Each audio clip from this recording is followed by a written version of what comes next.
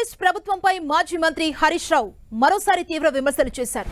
6 గ్యారెంటీల పేరుతో రాష్ట్ర ప్రజల్ని కాంగ్రెస్ పార్టీ మోసం చేసిందన్నారు.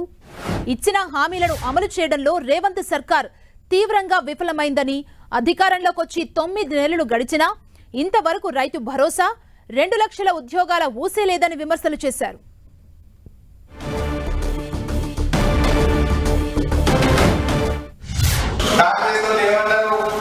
కేసీఆర్ రక్షించింది కదా, మమ్మల్ని గెలిపిస్తే తులం బంగారం కూడా కలుపుకోవాలి అన్నారా?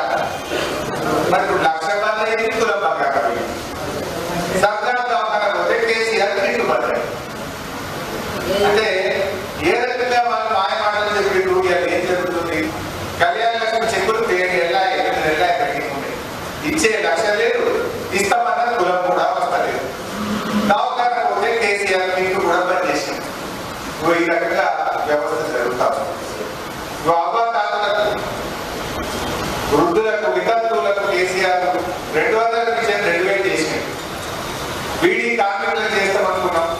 వితంతువులకు, ముసలులకు, గీత కార్మికులకు, చేనేత కార్మికులకు 200 2,000 చేస్తామంటే జరిగిందా లేదా? నెల 2,000 ఇచ్చింది మన కేసీఆర్. కానీ వీళ్ళేమన్నారు, మేము 4,000 ఇస్తాము అన్నారు. అందరూ వచ్చినాయి 4,000 4 రాకపోతే రాకపోతే అమ్మాయి ఇప్పుడు 2 నెలల 2,000 కూడా బాకీ ఉన్నది. ఇక్కడ జూన్ నెలది బాకీ ఉన్నది, జూలై నెలది బాకీ ఉన్నది. ఇచ్చే 2,000 కూడా 2 నెలలు బాకీ ఉంది. 4,000 దేవుడి దగ్గర కానీ ఇచ్చే 2,000 కూడా 2 నెలలు బాకీ పడ్డారు.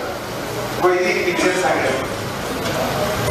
ఈ రకంగా ఏదైనా రైతు బంధు ఇలా సగం మంది రైతులే కేసీఆర్ ఉండగా వానకాలం సిల్క్ వాళ్ళు ఫోన్లని టింగు టింగులో ఆ సిల్క్ వాళ్ళు ఉంటే ఫోన్లని టింగు టింగులో ఇప్పుడు జూన్